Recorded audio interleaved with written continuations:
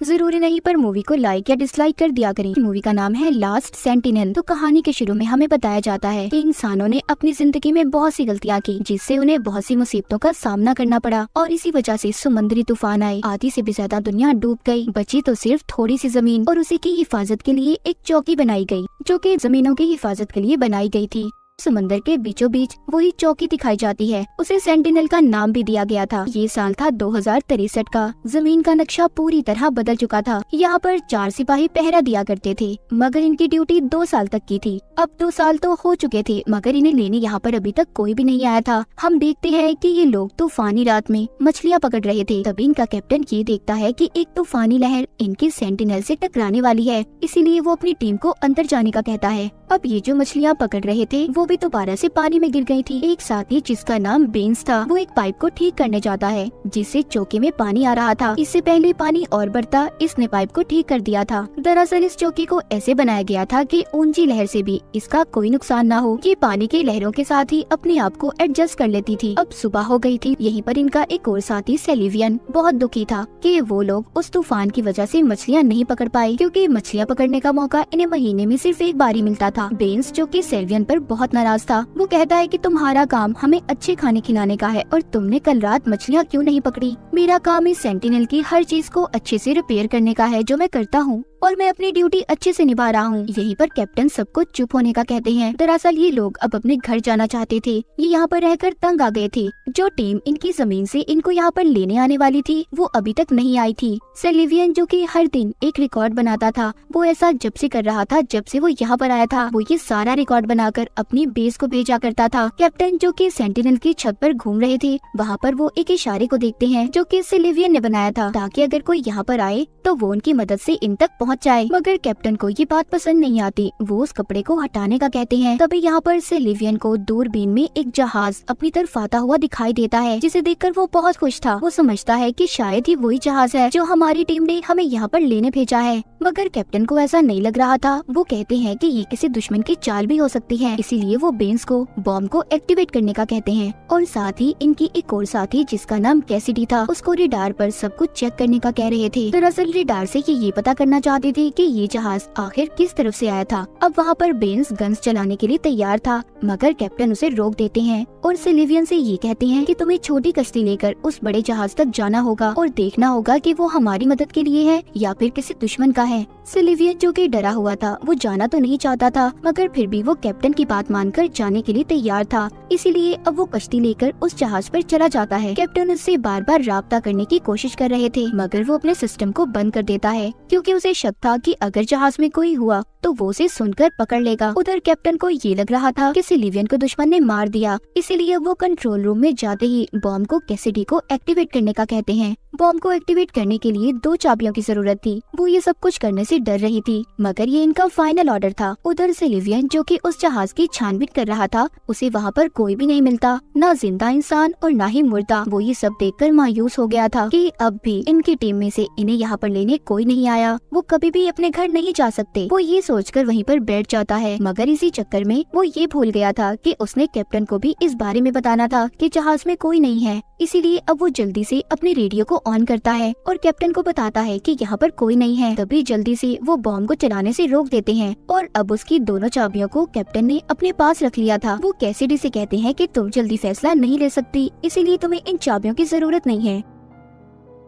अब सेलिवियन उस जहाज को लेकर अपनी चौकी तक ले आया था। बेंस भी उस जहाज की जांच करता है, जिससे पता चलता है कि जहाज पिछले कई महीनों से बंद पड़ा है। ये जहाज भेजा तो इन्हीं लोगों के लिए गया था, मगर इन्हें ये पता करना था कि आखिर जहाज में लोगों के साथ हुआ क्या था जो यहाँ पर इस जहाज को लेकर आए थे। बेंस कहता है कि मैं इस जहाज को ठीक कर सकता हूँ, मगर कैप्टन उन्हें मना कर देते हैं और ये कहते हैं कि नहीं, हम इसके साथ कुछ नहीं कर सकते और न ही बेस पर बता सकते हैं जब तक हम खुद अच्छे से इसकी छानबीन न कर लें। ये सभी कैप्टन के सख्त असूलों से तंग आ गए थे, क्योंकि अब ये किसी भी कीमत पर वापस घर जाना चाहते थे। सेलिवियन जब कैप्टन के पास दोनों चाबियों को देखता है तो उसे और भी ज्यादा गुस्सा आ गया था, क्योंकि अब इस चौकी का सारा इख्तियार कैप्टन के पास था। उधर कैप्टन जहाज के बारे में सारी लोकेशन को पता करते हैं कि ये यहाँ पर कहाँ से आया था। सेलिवियन भी जहाज के बारे में बिना बताए बेस को खबर कर देता है और ये बात जाकर वो कैसिडी को भी बताता है कि मैंने सब बातों का बेस को बता दिया है। उधर बेंस भी आ गया था, जिसने इनकी बातों को सुन लिया था। उसे भी भी पता चल जाता है। अब इन सारी बातों का आकर बेंस कैप्टन को बताता है। तभी वही इन्फॉर्मेशन इन्हें वापस मिली थी जो कि कल रात बेंस ने बेस को भेजी थी। इसका मतलब 1 साल से इनका अपनी बेस से कोई राब्ता नहीं था। जो मैसेज इन्हें बार बार मिला करते थे वो इन्हीं के भेजे हुए मैसेज थे। इन सब बातों के बारे में जानकर अब ये और ज्यादा मायूस हो गए थे। इनके पास अब कोई उम्मीद नहीं बची थी कि ये लोग वापस से अपने घर जा सकेंगे या नहीं। उसी रात बेंस छुपते हुए उस जहाज के अंदर जाकर इंजन को चेक करता है कि वो ठीक हो सकता है या नहीं। जब वो चेक करके वापस आता है तो सिलिवियन उसे देख लेता है और उससे पूछता है। बेंस जो कि उसे बताना तो नहीं चाहता था मगर फिर भी वो बता देता है कि हाँ, मैं जहाज के इंजन को देखने गया था कि मैं उसे ठीक कर सकता हूँ या नहीं, तभी हम घर वापस जा सकते हैं, वरना कैप्टन हमें कभी भी वापस नहीं जाने देगा। अब ये बात जाकर सिलिवियन कैसिडी को बताता है। उसे भी ये बात अच्छी लगती है। वो कहता है ऐसा करके हम शायद यहाँ से निकल सकते हैं, मैं और बर्दाश्त नहीं कर सकता। वो इस बात को भी जानते थे कि कैप्टन कभी भी इन्हें इस बात की इजाजत नहीं देगा, इसलिए ये दोनों बिना बताए जहाज को ठीक करने चले गए थे।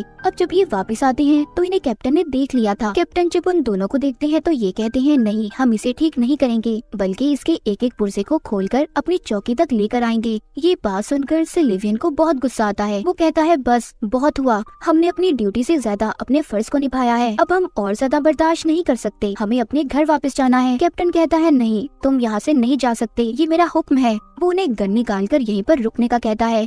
उधर कैसिडी जो कैप्टन के साथ रहकर यहीं पर खुश थी मगर फिर भी वो इन दोनों के लिए कैप्टन से बात करने चाहती है कि वो इन्हें यहाँ से जाने दी। वो कहती है कि तुमने पहले भी अपनी जिद बहुत से सिपाहियों को खोया है तो तुम ये गलती दोबारा मत करो, उन्हें जाने दो। कैप्टन कैसिडी की बात को सुनकर ये फैसला करते हैं कि हम में से 2 यहीं चौकी पर रहेंगे और 2 जा सकते हैं। बेंस तो ये सुनकर खुश था मगर सिलिवियन खुश नहीं था क्योंकि वो कैसिडी को भी अपने साथ लेकर जाना चाहता था। वो कैसिडी से कहता है कि तुम कैप्टन से कहो कि मैं भी जाना चाहती हूँ, मगर वो कहती है नहीं, तुम जाओ, मैं यहाँ पर बहुत खुश हूँ। जब बेंस और सिलिवियन ने अपनी सारी तैयारी कर ली थी उसी रात कैप्टन उन्हें एक लेटर भी देता है जो कि जाकर उन्हें बेस पर देना होगा। अब जब सुबह होती है तो हर तरफ खतरे की घंटियाँ बजना शुरू हो गई थी। कैप्टन उन्हें छत पर बुलाकर जल्दी से बॉम्ब को एक्टिवेट करने का कहते हैं। वो कहते हैं दुश्मन का एक जहाज हमारी तरफ बढ़ रहा है, लेकिन वहाँ पर सिलिवियन को इस बात का अंदाजा हो गया था कि ये जहाज उनकी बेस से उन्हें यहाँ पर लेने आया है। अब वो कैप्टन की इस बात को मानने के लिए तैयार नहीं था कि वो बॉम्ब को एक्टिवेट कर दे। यहीं पर कैप्टन उसे गन दिखाकर उस जहाज को भी तबाह करवा देता है। सिलिवियन और बेंस की उम्मीदें टूट गई थी। तभी पीछे से कैसिडी आती है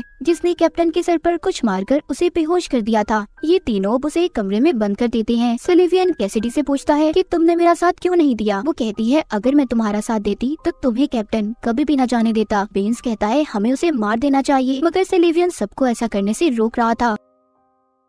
सिलिवियन कैप्टन से मिलने जाता है और उससे पूछता है जब हमारे दरमियान में ये बात तय हुई थी कि हम में से 2 लोग यहाँ पर रहेंगे और 2 वापस चले जाएंगे तो तुमने अपना इरादा क्यों बदला। वो कहता है ये जहाज हमें लेने 3 महीने पहले भी आया था मगर किसी ने रेडार से रास्ता बदल दिया। हम लोगों के बीच में कोई गद्दार छुपा हुआ है जो चाहता है कि वो यहीं पर रहकर हर चीज पर कब्जा कर ले और जो हमारी जमीन है उस पर बॉम्ब गिराकर उसे तबाह कर दे। सिलिवियन कहता है अच्छा, अगर तुम सब बातों को जानते थे तो तुमने मुझे पहले क्यों नहीं बताया। इतना कहकर वो वहाँ से दोबारा से उसे बंद करके चला जाता है क्योंकि उसे कैप्टन की बातों पर यकीन नहीं था। जिसके बाद सिलिवियन अब सारा दिन बेस से मदद मंगवाने की कोशिश में लगा रहता है पर कोई फायदा नहीं था। यहीं पर कैसिडी उसे अपने बचपन की तस्वीर भी दिखाती है और ये बताती है कि जब दुनिया डूबी नहीं थी तो मैं अपनी फैमिली के साथ समुद्र पर आई थी, लेकिन दुश्मनों ने मेरी सारी फैमिली को मार दिया और बस मैं अकेली बची हूँ। ये सुनकर सिलिवियन को बहुत दुख होता है। रात को कैसिडी जब अपनी ड्यूटी कर रही थी तो उसके पास बेंस आता है जो नशे में था। वो उसे बदतमीजी करने की कोशिश कर रहा था। कैसिडी खुद को छुड़वाकर सिलिवियन के पास जाती है। बाद में इन दोनों को पता चलता है दरअसल बेंस कैसिडी के पास बॉम्ब को एक्टिवेट करने की चाबी लेने आया था। बेंस रेडियो से बेस पर ये मैसेज भेज देता है जो काम वो करने आए थे वो पूरा हो चुका है, इसीलिए उन्हें वापस बुला लिया जाए। सिलिवियन और कैसिडी जल्दी से कंट्रोल रूम की तरफ बढ़ते हैं।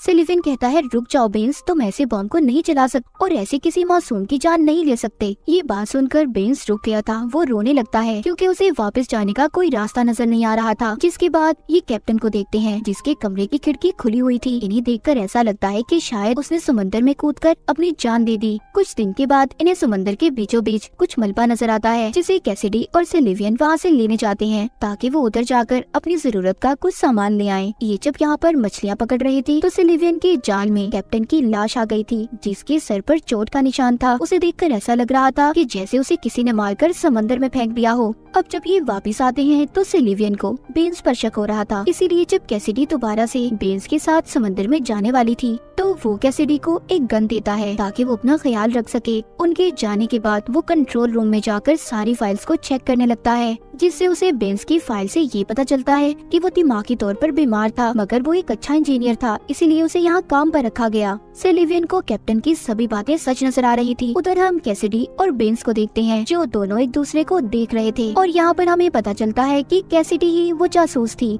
जिसने 3 महीने पहले आए जहाज में लोगों को गन से मारा था। वो बेन्स को भी मार देती है और रोते हुए अब सिल्वियन के पास आ गई थी। चौकी पर सिर्फ 2 ही लोग बचे थे। अब वो अगले दिन कैसिडी के पास जाकर बॉम्ब को एक्टिवेट करने का कहता है, ये कहकर कि उनके दरमियान में एक दुश्मन है। कैसिडी समझ गई थी कि सिल्वियन को उसकी सच्चाई पता चल गई है, जिस पर वो ये कहती है, हाँ ये सब कुछ मैंने किया है, पर अपने लोगों की जान बचाने के लिए। हम चाहते थे कि हम इस चौकी पर कब्जा कर लें। सिल्वियन अब उसकी कोई बात नहीं सुनता और बॉम्ब को एक्टिवेट कर देता है। तभी कंप्यूटर स्क्रीन पर ये आता है कि आप इस बॉम्ब को एक्टिवेट नहीं कर सकते। दरअसल इस कंप्यूटर का सिस्टम बेन्स ने बदल दिया था, क्योंकि वो नहीं चाहता था कि कोई भी एक इंसान इस चौकी पर कब्जा करके दूसरी दुनिया को तबाह कर दे। कहानी के आखिर में हमें दिखाया जाता है कि सिल्वियन और कैसिडी के दरमियान में सौदा हुआ था। वो दोनों यहीं पर रहकर इस चौकी की हिफाजत करेंगे और कोई भी किसी की भी दुनिया को नुकसान नहीं पहुंचाएगा। और इसी के साथ ये कहानी यहीं पर खत्म हो जाती है।